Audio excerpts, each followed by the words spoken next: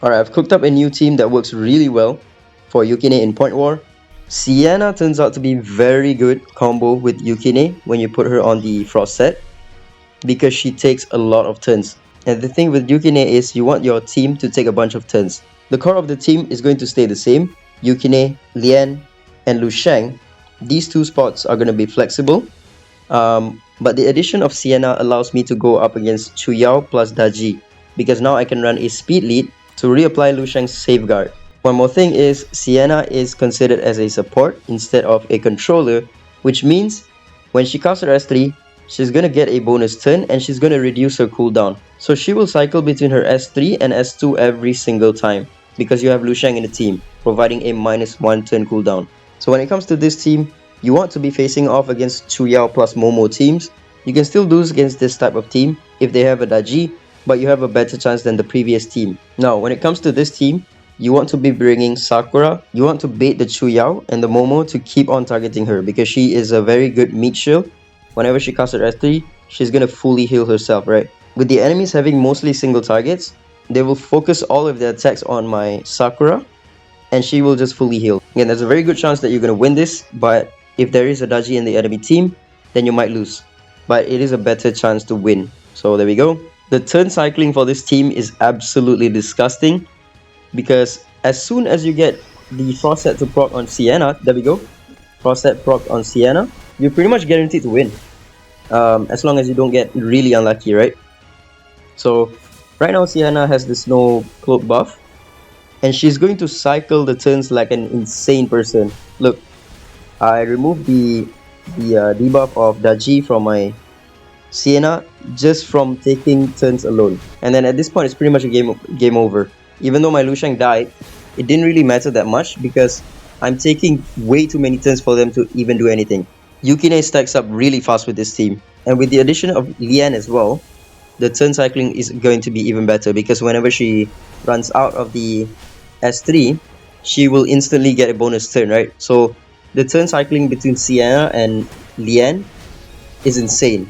Look at that damage. Because I'm able to cycle like crazy, the amount of damage that Yukine does is insane. So even with Daji in the enemy team and managing to land the debuff, I still managed to win. Okay, here's another Chu Yao plus Daji team.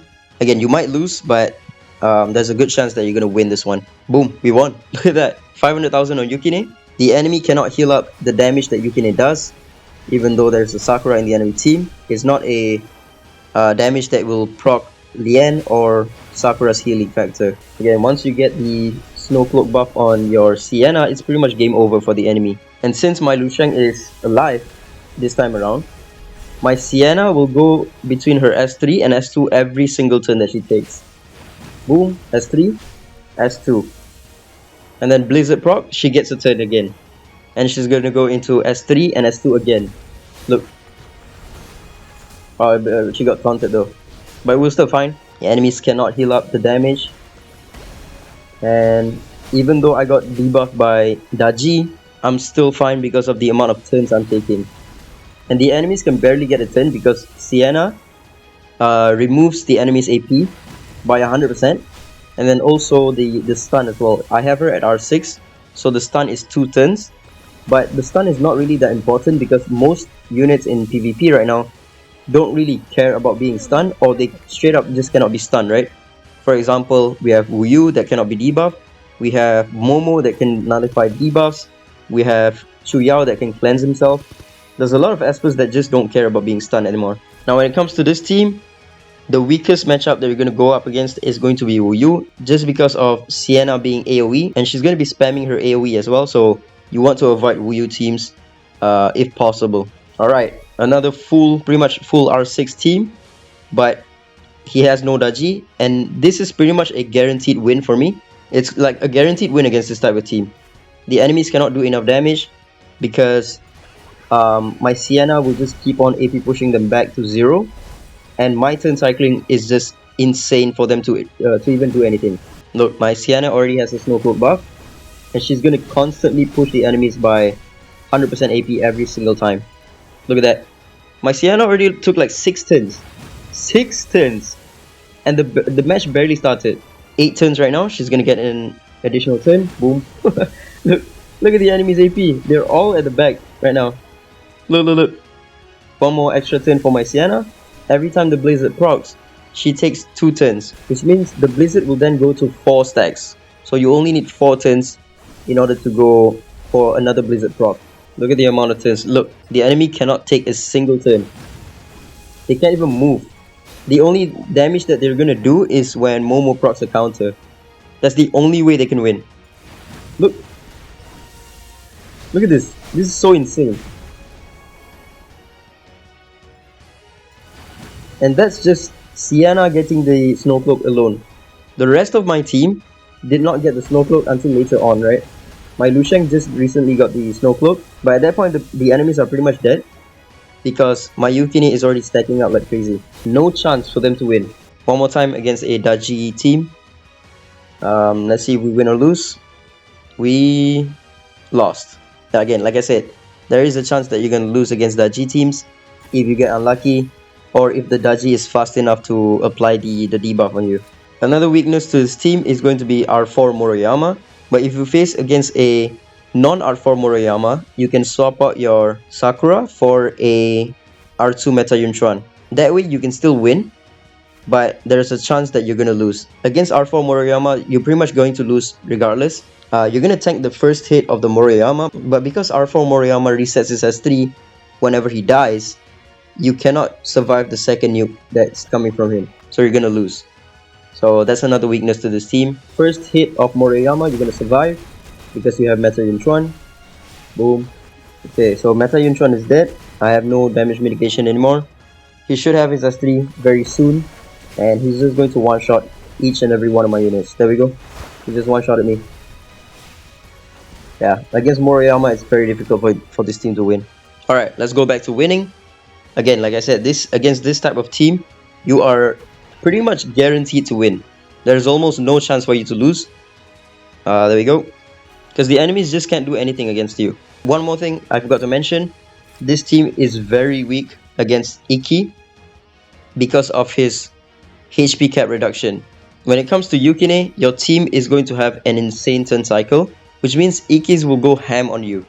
He will just proc his passive like crazy, and you can't really do anything about it. Okay, let's try one more time against R6 Dodgy team. And we won. Nice. 1 million damage on Yukine. This right here is a guaranteed win, like I said. Doesn't matter what resonance they have on their team. You are guaranteed pretty much like a 99% chance for you to win. Alright, Chuyao plus Daji. As long as I can cut in between and reapply Lusheng's S3 safeguard buff, I should be fine. And I didn't get lucky. Yukine only did 26,000 damage because I got taunted and just died. Alright, let me just show you what happens when you go up against Iki. This is pretty much the same lineup as any other teams that is running Chuyao plus Momo, but instead of Momo, he's running Iki, right? Oh, never mind. We still win. But it takes a little bit longer because Ikis can do damage outside of his turn. And the max HP cut that he does on my team is going to heavily dampen my damage on Yukine, because the blizzard damage is based off of her max HP, right? My team is cycling like crazy, which means the Iki will have a field day against me. Because, yeah, every single turn I take, I'm gonna add 1 stack of the Envious Moon on Iki, and he will just proc his passive like crazy. There we go. My Sienna died because of Iki, and he keeps on removing my shield buff as well. So if I don't get lucky and proc the Snowcloak on most of my units, I'm gonna lose. Because without the shield buff, the blizzard damage is going to actually kill off my team instead of the enemy team. Because right now I have really low max HP, and you know, 1 proc of the blizzard is actually a huge chunk of damage on my unit. My Lian was under major stress because she had to keep my Sienna alive. So yeah, that was a pretty close one. Again, like I said, this team is guaranteed to win. The Momo team just cannot do anything against Yukine. It doesn't have any damage. It cannot take turns properly because of Sienna just keep pushing them back. Against this type of team that doesn't run speed lead, you can also put it like this, and it's gonna be a guaranteed win once again. Okay, let's try our luck once again against the Daji team, and I think that's a win. Nice, we won. Very good. Okay, let's end it off with another RNG fight. Do I win against this one or do I lose? And seems like we're gonna win. Nice, there we go. So yeah, that's about it. The win rate on this team is insanely high when you know who to match up against. And the good thing is her best matchup is majority of what people are running, right? And if I were to refresh, you're gonna see a lot of teams running the Momo and Chuyao variant. So there's one right there. There's another one, but this time it's with Daji. Again, with Daji, it's a little bit risky for you to go up against. You might lose, but there's a good chance that you're gonna win as well.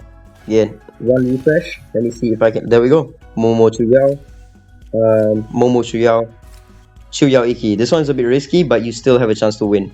Yukine in Point War is very good if you can run the proper team. But like I mentioned multiple times already, in Beatbout, the same exact team that I ran just now in Point War will not work at all. I'm not trying to sugarcoat anything. In Beatbout and in Knockout, she is absolute garbage. There is not a single team that works for her.